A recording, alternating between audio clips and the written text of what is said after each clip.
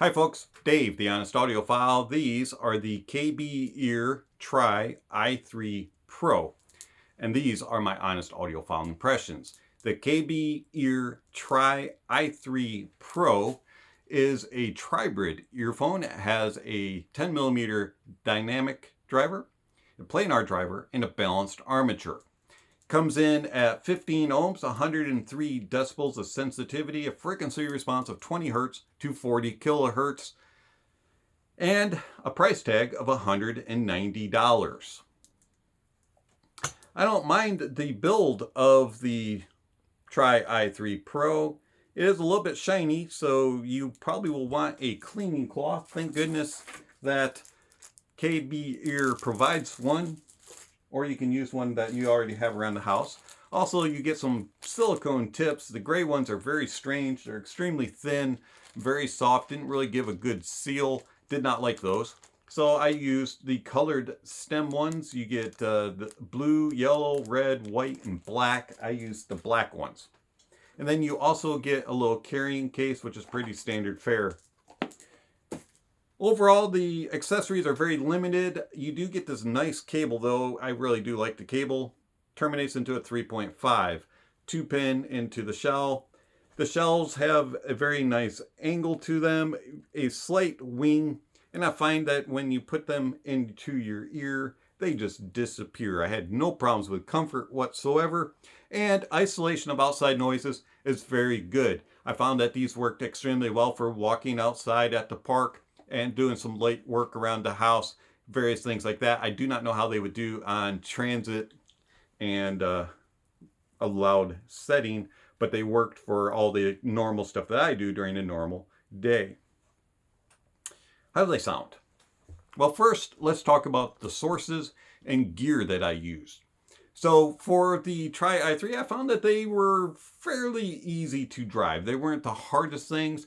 They did like to be used with dongles and amps and DAPs and also on the desktop. So you do need a little bit of power to them, but not anything excessive. I found that they worked very well with the NextDrive Spectra X, the Periodic Audio Rhodium, and the Venture Electronics Odyssey HD.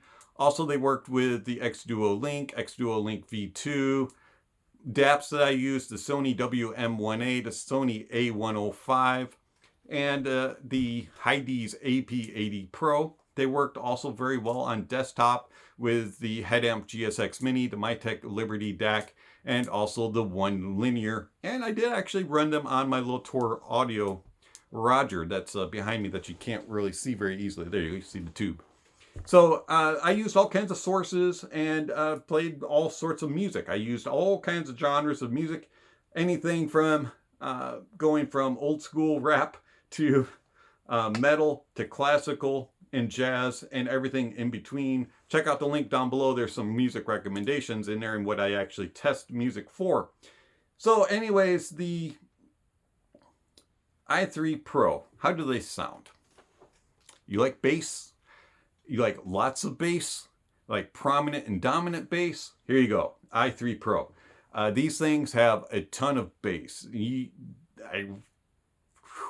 Lots. In fact, too much. They are overpowering and dominant and prominent. It's ever present. No matter what type of music you're listening to, the bass will be noticeable. It's a lot of quantity, not the best quality. Now, it's not terrible, but it's not the best quality, especially at the price tag of $190.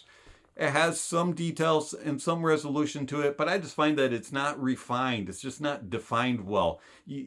There's a lot of bloat to it. There's a lot of thickness to it, and it's somewhat lackluster. It's an okay bass. For the technical side of it, it's too much for the quantity of it. The mids. The mids get a little bit of bleed from the bass, which adds a little bit of warmth, a little bit of body weight to it, and they're decent. They're pretty good. A little bit uneven, a little bit uncohesive, but not too bad. They are slightly recessed. That bass is really prominent and does kind of take over the mix. The upper mids and lower treble region is elevated and it is accentuated. You can get some shoutiness some sibilance and some sharpness and harshness up there at times, depending on the track, depending on the just overall the music in the source. But the upper mids and lower trebles, since they're elevated, they're also a little bit thinner, and so you get some unbalance there. It's just kind of awkward mids, but they're not terrible. And then the treble is, how do I put this? Close to non-existent. It's a very laid-back, subtle treble, and it's present, but it's very faint, and there's not a whole lot of energy and a lot of sparkle in the treble. Everything kind of drops off after about 10K, just kind of like boom, and it's just overpowered by the bass.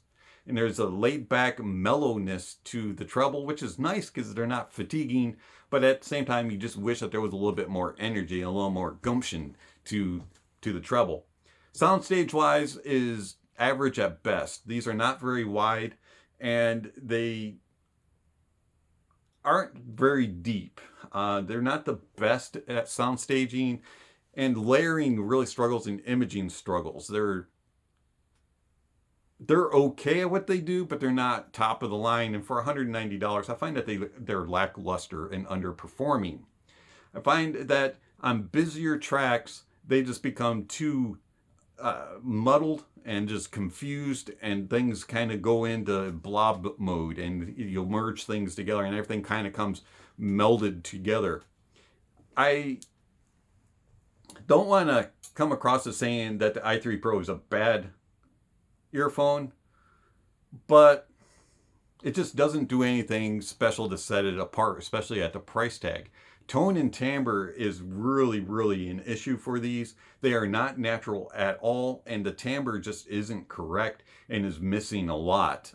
You have a really hard time differentiating between instruments and being able to hear the different characteristics of instruments. It's just not a very well defined and refined earphone.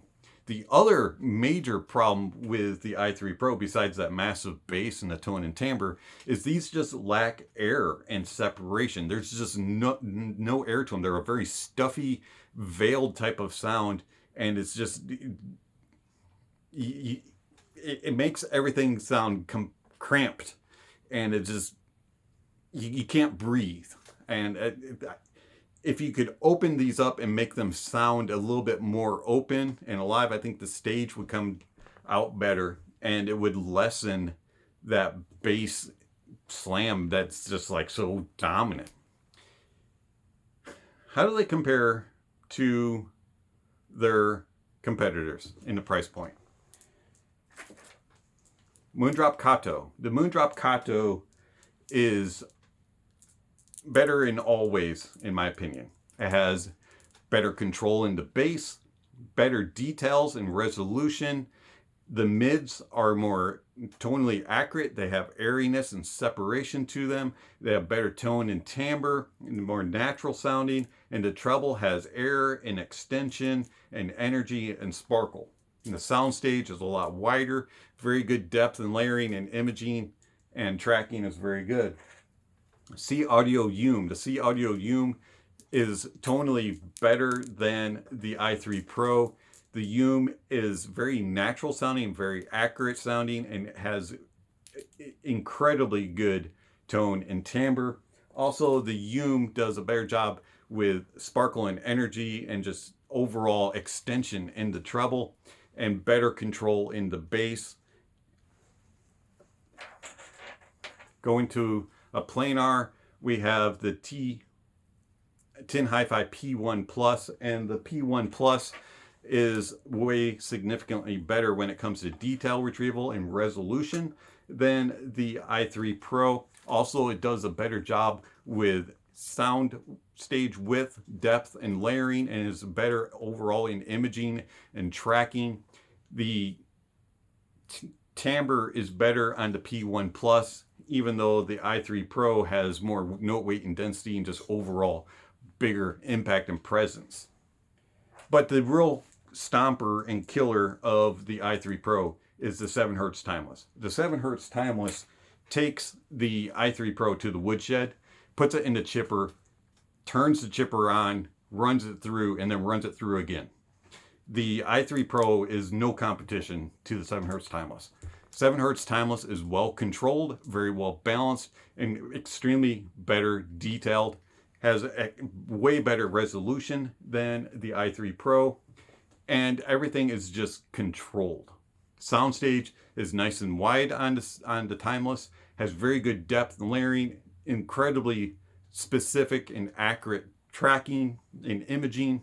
Overall, the Timeless is just the better buy. Try i3 Pro. It's not a terrible IEM, but it's not a good IEM. If you only like bass quantity and you want a very non-fatiguing type of sound in the treble, and you just want to have enough from the mids that you can understand what the person is saying when they're singing, then I guess. But I can't recommend this. The i3 Pro is just way too dominant and prominent in the bass, and it's just lackluster in everything else for the price tag. And there's just too many others that do better at similar price points, and there's a lot others that do better at smaller price points as well. It's been Dave, the Honest Audiophile. Thank you for watching, and I'll catch you on the next video. Speaking of next video, somewhere on the screen, subscription links and notification bells. If you haven't already, check those off, and don't forget to hit that notification bell so you'll know when the next video is up. Don't forget to give a thumbs up or a thumbs down to the video. Check out all of the links down below for gear recommendations, music recommendations, how you can contact the channel, support the channel, all kinds of good things. And don't forget to enjoy the music, and honesty is the best policy.